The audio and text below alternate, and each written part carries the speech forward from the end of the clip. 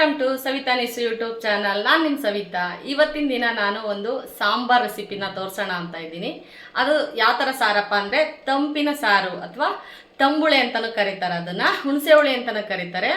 ತಂಬುಳಿ ಅಂತ ಹೇಳಿದ್ರೆ ತಂಪಿನ ಸಾರು ಅಂತೇಳಿ. ಅದು ತುಂಬ ಹೆಲ್ತಿಗೆ ಒಳ್ಳೆಯದು, ಜೀರ್ಣಕ್ರಿಯೆಗೆ ಒಳ್ಳೆಯದು ಅಂತ ಹೇಳ್ಬಿಟ್ಟು ಈ ಸಾರನ್ನು ಜಾಸ್ತಿ ತರಕಾರಿಗಳು ಏನು ಇಲ್ಲದೆ ಇದ್ದಾಗ ತಲೆಗೆ ಬರೋದು ಏನು ವಿಷಯ ಅಂದರೆ ಇರೋದ್ರಲ್ಲೇ ಮಾಡಬೇಕು ಅಂತ. ಅದರಲ್ಲಿ ಇರೋದ್ರಲ್ಲೇ ರಿಚಾಗಿ ಮಾಡಿಕೊಂಡು ಊಟ ಮಾಡೋ ಸಾಂಬಾರನ್ನೇ ಈ ತಂಬುಳಿ ಅಂತಲೇ ಹೇಳ್ಬೋದು.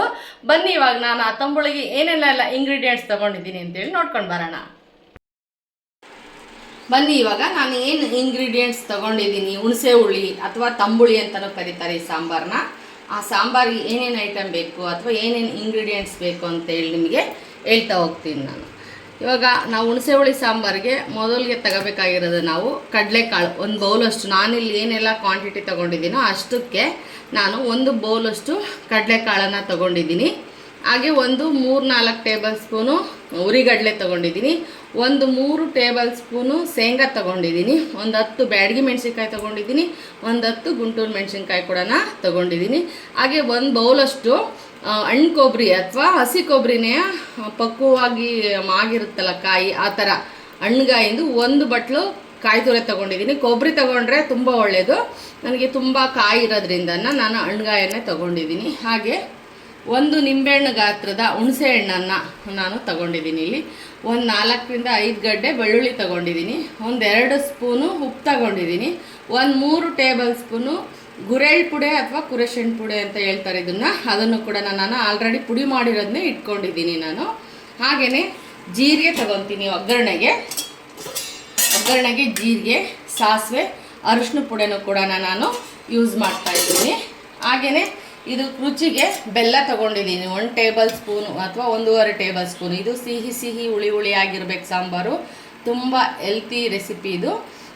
ಇದು ಬೆಲ್ಲ ತೊಗೊಂಡಿದ್ದೀನಿ. ಹಾಗೆಯೇ ಒಂದು 3 ಈರುಳ್ಳಿನ ಒಗ್ಗರಣೆಗೆ ಹೆಚ್ಕೊಂಡಿದ್ದೀನಿ. ಒಂದು ದಪ್ಪ ಈರುಳ್ಳಿನ ದೊಡ್ಡದಾಗಿ ಫ್ರೈ ಮಾಡ್ಕೊಳ್ಳೋಕ್ಕೆ ಹೆಚ್ಕೊಂಡಿದ್ದೀನಿ. ಮತ್ತು ಒಗ್ಗರಣೆಗೆ ಒಂದು 2 ಎಸಳು ಕರಿಬೇವಿನ ಸೊಪ್ಪು, ಹಾಗೆ ಫ್ರೈ ಮಾಡೋದಕ್ಕೆ ಒಂದು 2 ಎಸಳು ಕರ್ಬೇವಿನ ಸೊಪ್ಪು ಕೂಡ ತೊಗೊಂಡಿದ್ದೀನಿ. ಬನ್ನಿ ಇದನ್ನೆಲ್ಲ ಹೇಗೆಲ್ಲ ಮಾಡ್ಕೋಬೇಕು. ಫಸ್ಟ್ ನಾವು ಹುಣಸೆಹಣ್ಣು ನೆನಾಕೋಬೇಕು, ಶೇಂಗಾ ಹುರ್ಕೋಬೇಕು, ಕಡಲೆಕಾಳನ್ನು ಹುರ್ಕೊಂಡು ಇದನ್ನು ನೆನಾಕೋಬೇಕು. ಆಮೇಲೆ ಒಣಮೆಣ್ಸಿನ್ಕಾಯನ್ನು ಕೂಡ ಫ್ರೈ ಮಾಡ್ಕೋಬೇಕು. ಈರುಳ್ಳಿ ಕರ್ಬೇವಿನ ಸೊಪ್ಪನ್ನು ಕೂಡ ಫ್ರೈ ಮಾಡ್ಕೋಬೇಕು. ಬನ್ನಿ ನೋಡೋಣ. ಫಸ್ಟ್ ನಾವು ಕಡಲೆಕಾಳನ್ನು ಹುರಿದು ನೆನೆ ಹಾಕೋಣ. ಯಾವ ಥರ ಹುರಿಯೋದು ಅಂತೇಳಿ ತೋರಿಸ್ತಾವೆ. ಕಡಲೆಕಾಳನ್ನು ಫಸ್ಟು ಫ್ರೈ ಮಾಡ್ಕೊಳ್ಳೋಣ. ಇದಕ್ಕೆ ಸ್ವಲ್ಪ ಲೈಟಾಗಿ ಎಣ್ಣೆ ಹಾಕ್ಕೊಂಡ್ರೆ ಚೆನ್ನಾಗಿ ಅಳ್ಕೊಳ್ಳುತ್ತೆ. ಪಟ ಅಂತೇಳಿ ಸಿಡ್ದು ಓಪನ್ ಚೆನ್ನಾಗಿ ಪೋರ್ಸ್ ಎಲ್ಲ ಓಪನ್ ಆಗಿ ಚೆನ್ನಾಗಾಗುತ್ತೆ. ಇದಕ್ಕೆ ಸ್ವಲ್ಪ ಎಣ್ಣೆ ಹಾಕ್ಕೊತೀನಿ ಲೈಟಾಗಿ.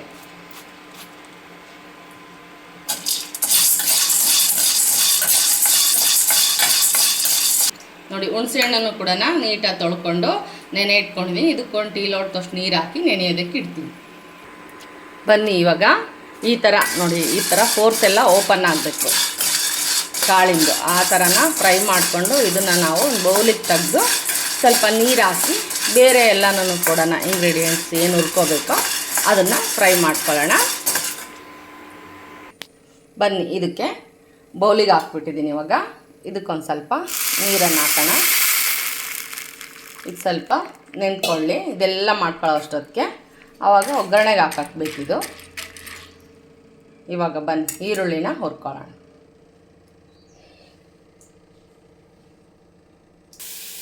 ಬನ್ನಿ ಇವಾಗ ಈರುಳ್ಳಿ ಮತ್ತು ಕರ್ಬೇವಿನ ಸೊಪ್ಪನ್ನು ಹುರ್ಕೊಳ್ಳೋಣ.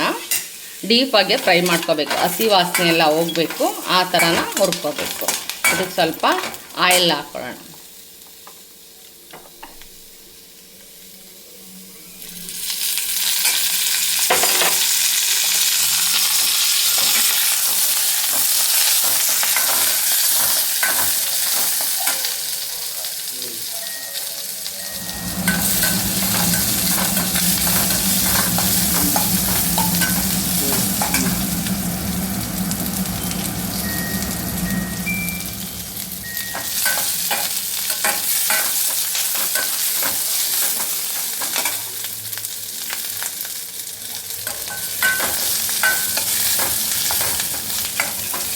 ಇದು ತುಂಬ ಜೀರ್ಣಶಕ್ತಿಗೆ ತುಂಬ ಉಪಯೋಗವಾದಂತಹ ಸಾಂಬಾರು. ಇದು ಹೆಲ್ದಿ ಸಾಂಬಾರು ಅಂತಲೂ ಕೂಡ ಹೇಳ್ಬೋದು. ಇದನ್ನು ಆದಷ್ಟು ನಾವು ನೈಟಲ್ಲಿ ಮಾಡಬಾರ್ದು ಅಡುಗೆನ. ಇದಕ್ಕೊಂದು ರೀಸನ್ ಇದೆ. ಇದು ತುಂಬ ಬೇಗ ಹೊಟ್ಟೆ ಹಸಿವು ಮಾಡುತ್ತೆ ಸಾಂಬಾರು. ಗಂಡು ಮಕ್ಕಳು ಭಾಳ ಹೊಟ್ಟೆ ಹಸ್ಕೊಂಡು ಇರಬಾರ್ದು. ಹಂಗಾಗಿ ಇದನ್ನು ನೈಟು ಗಂಡು ಮಕ್ಕಳಿಗೆ ಬಡಿಸ್ಬಾರ್ದು. ಆದಷ್ಟು ನೈಟ್ ಊಟ ಮಾಡೋದನ್ನು ಕಮ್ಮಿ ಮಾಡಬೇಕು ಈ ಸಾಂಬಾರನ್ನು. ಯಾಕೆಂದರೆ ಪರ್ಸ್ನಲ್ ಪ್ರಾಬ್ಲಮ್ಗೆ ಇದು ದಾರಿ ಆಗಿಬಿಡುತ್ತೆ. ಯಾಕೆಂದರೆ ತುಂಬ ಬೇಗ ಹಸಿವಾಗೋದ್ರಿಂದ ಹೊಟ್ಟೆ ಖಾಲಿ ಇರಬಾರ್ದು. ಅದರಲ್ಲೂ ಗಂಡು ಮಕ್ಕಳಿಗೆ ಭಾಳ ಹೊಟ್ಟೆ ಖಾಲಿ ಆಗಬಾರ್ದು ಅಂತಲೂ ಕೂಡ ಹೇಳ್ತಾರೆ. ಇದನ್ನು ನೈಟ್ ಮಾಡಬಾರ್ದು. ಬೆಳಗ್ಗೆ ಹೊತ್ತು ಮಾಡಿಕೊಂಡು ಬೆಳಗ್ಗೆ ಮತ್ತು ಮಧ್ಯಾಹ್ನ ಊಟನ ಮಾಡ್ಬೋದು. ಇದನ್ನು ಸಾಂಬಾರು ತುಂಬ ಹೆಲ್ದಿ ಸಾಂಬಾರು, ಜೀರ್ಣಶಕ್ತಿಗಂತೂ ತುಂಬ ಉಪಯೋಗವಾದಂಥ ಸಾಂಬಾರು ಅಂತ ಕೂಡ ಹೇಳ್ಬೋದು. ಹಾಗೆಯೇ ಇದು ತುಂಬ ಈ ಉಷ್ಣ ಆದಾಗ, ಹೀಟ್ ಆದಾಗ ಬಾಡಿ ಇದನ್ನು ಸಾಂಬಾರು ಮಾಡಿದರೆ ತುಂಬ ತಂಪಾದಂಥ ಸಾಂಬಾರು ಕೂಡ ಅಂತಲೇ ಹೇಳ್ಬೋದು. ಇದು ತುಂಬ ತಂಪು ಅಂದರೆ ಏನು ಹೇಳ್ತೀವಿ, ಹೀಟ್ ಆದಾಗ ಇದು ಹೀಟನ್ನು ಕೂಲ್ ಮಾಡುತ್ತೆ ಈ ಸಾಂಬಾರು. ಕಡಲೆ ಕಾಳು ಮತ್ತು ಹುಣಸೆಹಣ್ಣು ಇವೆಲ್ಲ ಪದಾರ್ಥಗಳನ್ನ ಯೂಸ್ ಮಾಡೋದ್ರಿಂದ ತಂಪು ಮಾಡುತ್ತೆ ದೇಹವನ್ನು. ಇವಾಗ ಬನ್ನಿ ಇದನ್ನು ಒಂದು ಪ್ಲೇಟಿಗೆ ತಗೊಂಡು ನೆಕ್ಸ್ಟು ಮೆಣಸಿನ್ಕಾಯಿ, ಶೇಂಗಾ ಎಲ್ಲನ ಫ್ರೈ ಮಾಡ್ಕೊಳ್ಳೋಣ. ಡೈರೆಕ್ಟಾಗಿ ನಾನು ಜಾರಿಗೇ ಹಾಕ್ಕೊತಾ ಇದ್ದೀನಿ. ಹಾಗೆಯೇ ಒಣ ಮೆಣಸಿನ್ಕಾಯಿನೂ ಕೂಡ ಫ್ರೈ ಮಾಡ್ಕೊಳ್ಳೋಣ.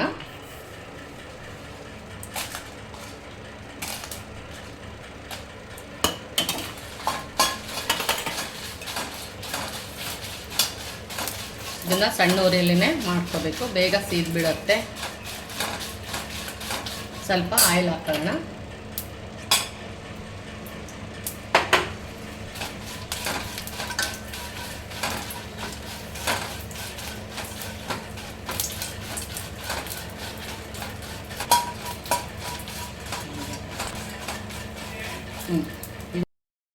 ಇವಾಗ ಮೆಣಸಿನ್ಕಾಯಿನೂ ಕೂಡ ಜಾರಿಗೆ ಹಾಕೊಳ್ಳೋಣ. ಇವಾಗ ಶೇಂಗಾ ತಗೊಂಡಿದ್ನಲ್ಲ ಅದನ್ನು ಕೂಡ ಫ್ರೈ ಮಾಡ್ಕೊಳ್ಳೋಣ.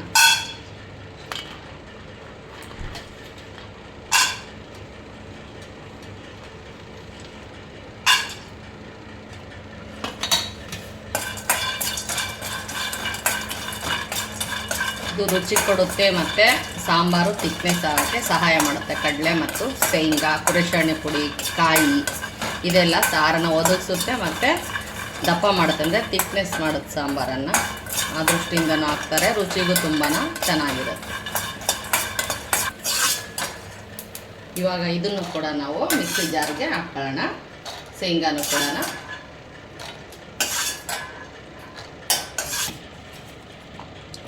ಹಾಗೆಯೇ ಕಾಯಿ ತುರಿ ತೊಗೊಂಡಿದ್ವಲ್ಲ ಅದನ್ನು ಕೂಡ ನಾನು ಮಿಕ್ಸಿ ಜಾರ್ಗೆ ಹಾಕ್ಕೊಳ್ತೀನಿ.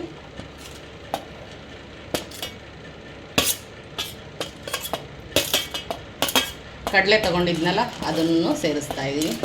ಇದು ಕುದಿಸೋ ಅಂಥ ಸಾಂಬಾರಲ್ಲ, ಮತ್ತು ಸಾಂಬಾರು ಪುಡಿ ಏನೂ ಯೂಸ್ ಮಾಡದೇ ಇರತಕ್ಕಂಥ ಸಾಂಬಾರು.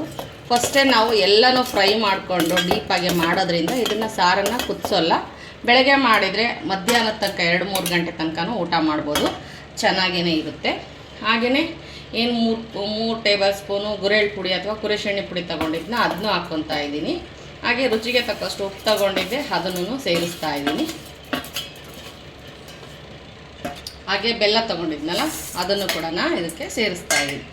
ಹಾಗೆ ಜೀರಿಗೆ ಕೂಡ ಹಾಕ್ತಾಯಿದ್ದೀನಿ ಇದಕ್ಕೆ.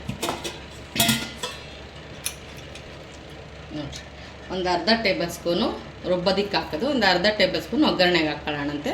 ಅರಿಶಿನ, ಸಾಸಿವೆ, ಜೀರಿಗೆನ ಒಗ್ಗರಣೆಗೆ ಯೂಸ್ ಮಾಡ್ತೀನಿ.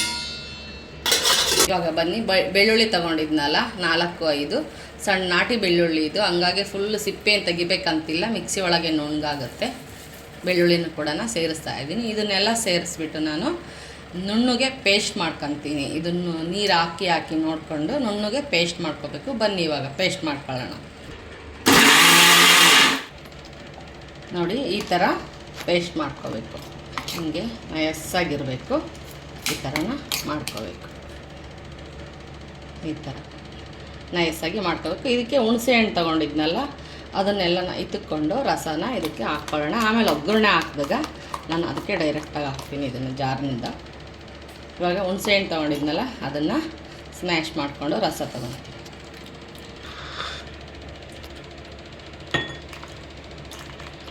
ಇದೆಲ್ಲನೂ ನೀಟಾಗೆ ಇದರಿಂದೆಲ್ಲ ಪಲ್ಪ್ ಎಲ್ಲನ ನಾವು ತಗೋಬೇಕು.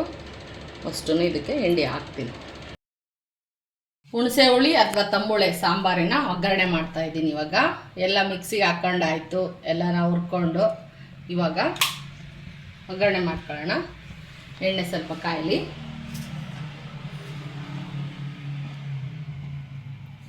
ಸಾಸಿವೆ ಹಾಕೋಣ. ಹಾಗೆಯೇ ಒಂದು ಅರ್ಧ ಟೇಬಲ್ ಸ್ಪೂನಷ್ಟು ಜೀರಿಗೆನ ಕೂಡ ಹಾಕೋಣ. ಇದು ಸ್ವಲ್ಪ ಚಟ್ಪಟ ಅಂತ ಸಿಡಿಲಿ. ಬನ್ನಿ ಇವಾಗ ಇದಕ್ಕೆ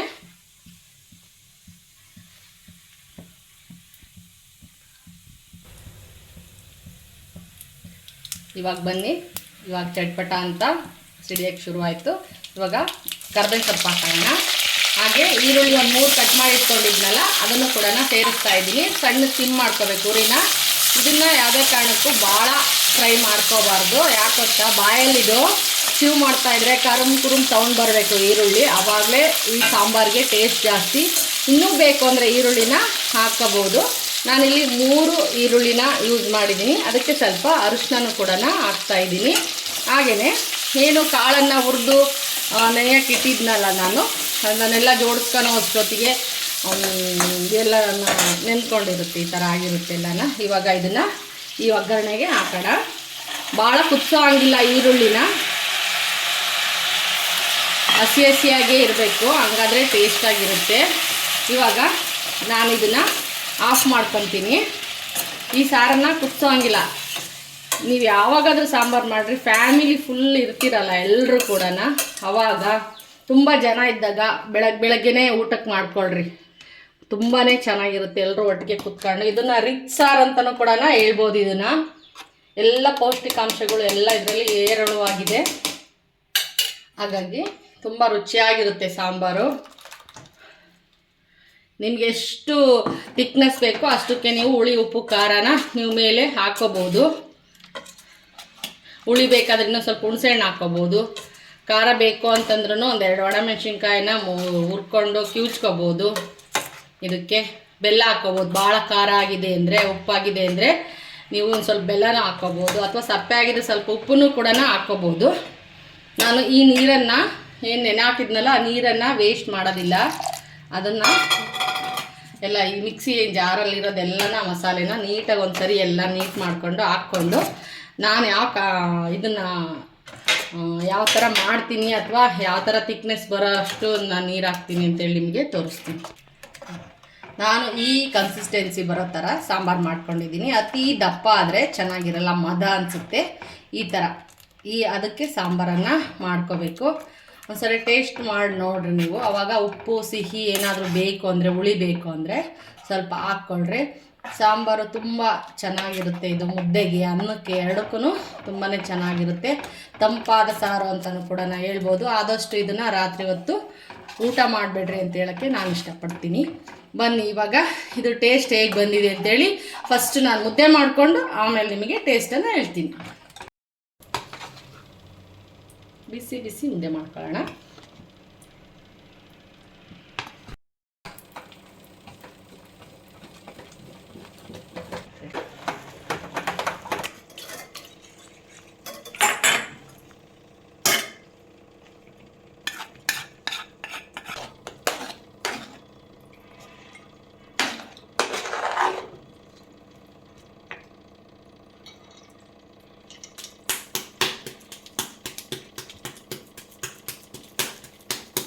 ನೋಡಿ ಬಿಸಿ ಬಿಸಿ ಮುದ್ದೆ ಊಟ ಮಾಡೋಣವಾ?